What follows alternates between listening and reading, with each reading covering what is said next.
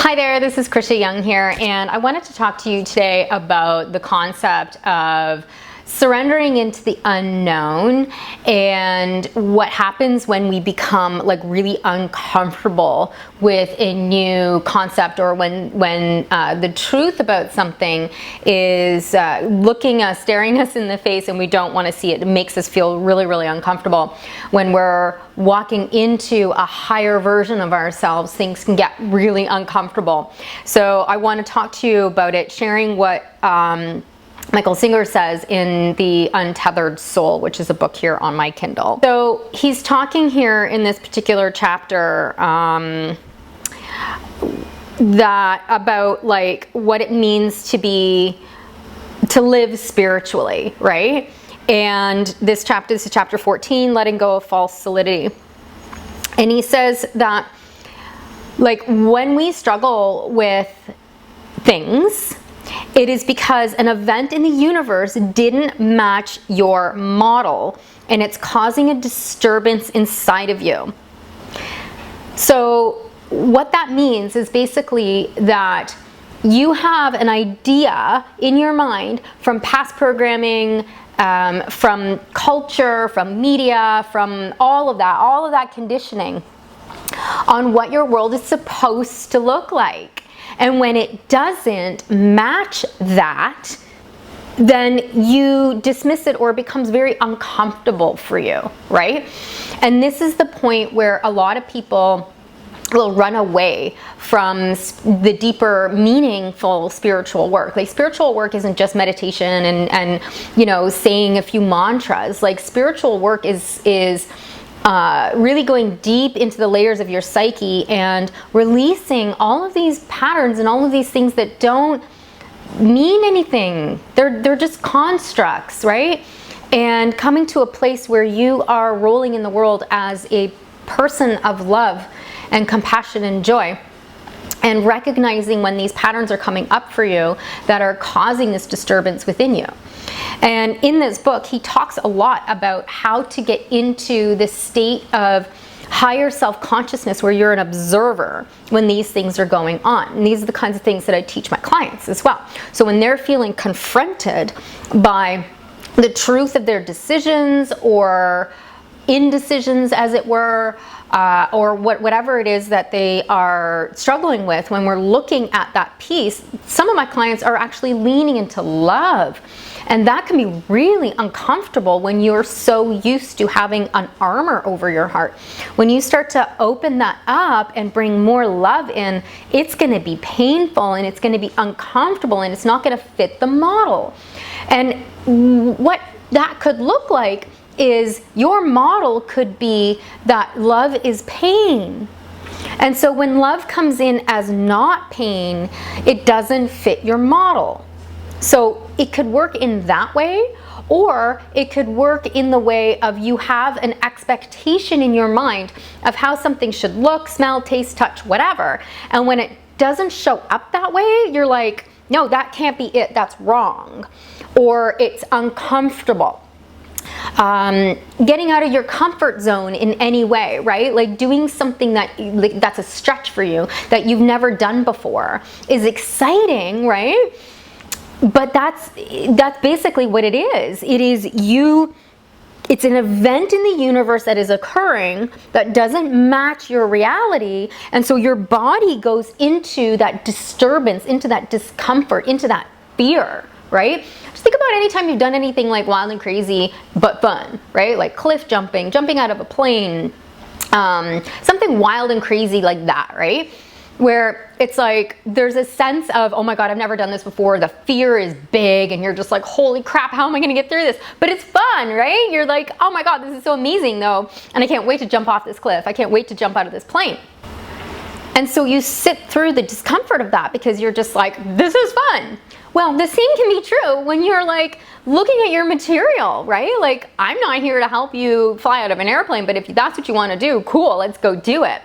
What I'm here to do is help you fly out of the airplane of your mind and like embrace your body, embrace your responses, and embrace your way of co-creating and manifesting in this world using your innate ability to be able to be one with nature and be one with the world, and take your mind and all of the patterns and the conditioning and everything out of it, and really get into your body so that you can feel into these pieces of resistance that are within you and massage them and love them aside, so you can step into the next version your higher self is here to explore, right?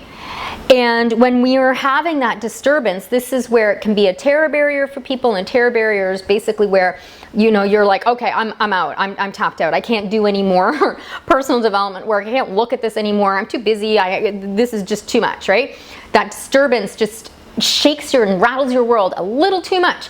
And so you're like, I can't have everything fall apart right now, right? And so we pull back right at that moment, when if you just go through, oh my gosh, there's so much amazingness on the other side of that. But most people can't stand the idea of this disturbance and what this disturbance means for their lives, what the change is going to mean for their lives. It's overwhelming. Change is very overwhelming. Even though it's so delicious and juicy, we don't want it.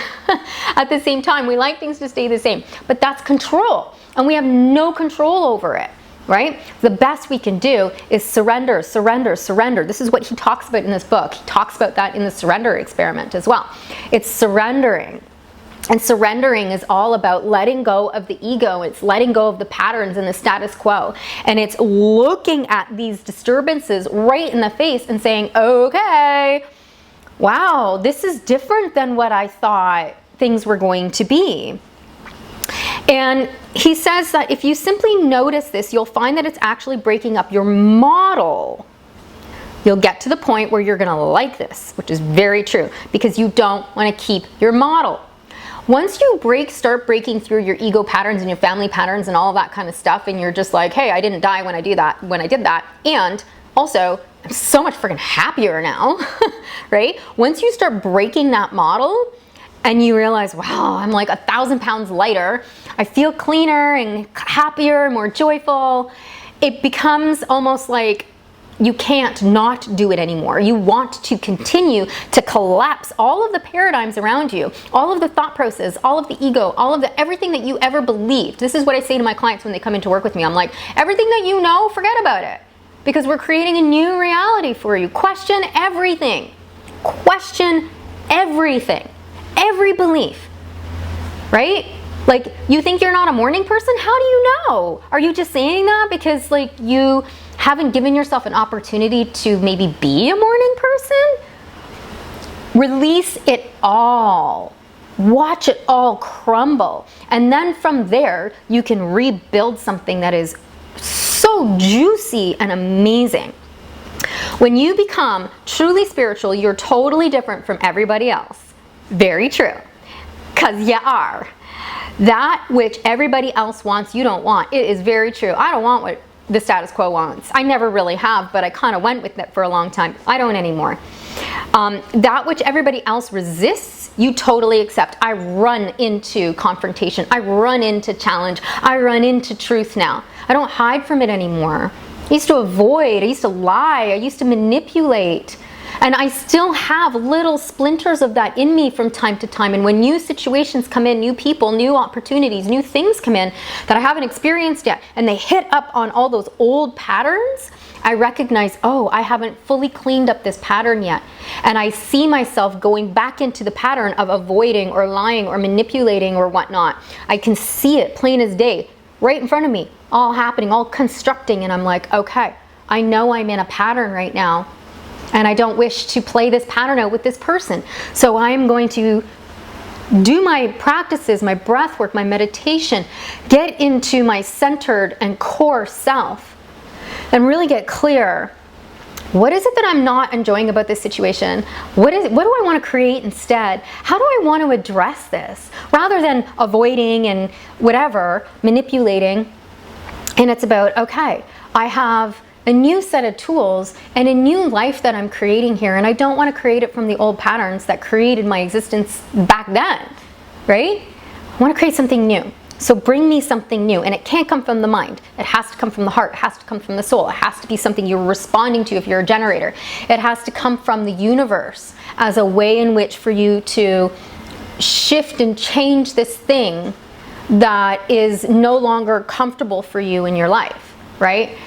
And like, that's the place where everybody gets into resistance, because it's like, well, it's easier to ghost, it's easier to avoid, it's easier to pretend nothing's wrong, it's easier to not rock the boat, right? Well, I'm all about rocking boats, right? I'm the elephant whisperer, for crying out loud. Like, I see the elephant in the room and I have no problems talking about it. And it's a very powerful tool to have, to be able to speak truth and own your truth. But it's also highly confrontational, both for yourself and for the other people, right?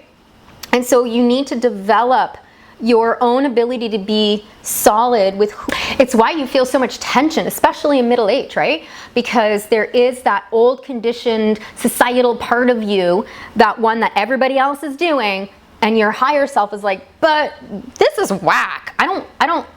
There's an incongruence. You're bouncing off of each other. Your old self, your old patterns, and your true self. Right? And the more you can be in your true self by facing these things and looking at them and being, bring it on, show me, help me through these things, the more happier you're going to become, lighter you're going to feel. And you are going to want to run into these things going forward, because you know every time you hit up against a new wall, oh, it's an opportunity to scale that wall, love it, dissolve it, heal it, and step even closer into whatever it is that your path is, your destiny is, right? And the more you do that, the more satisfied and happy and peaceful and all the rest of it that and successful you feel, right? So this disturbance, if anything can cause disturbance inside of you, it means that it hit your model. It means it hit the false part of you that you built in order to control your own definition of reality, right? That's all it is.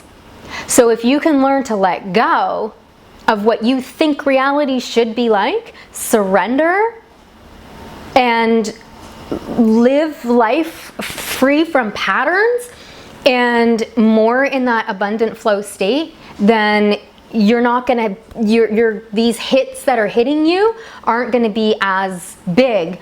And when they do hit, you're going to know what it is. You're going to know what the root pattern is. You're going to know how to navigate around it.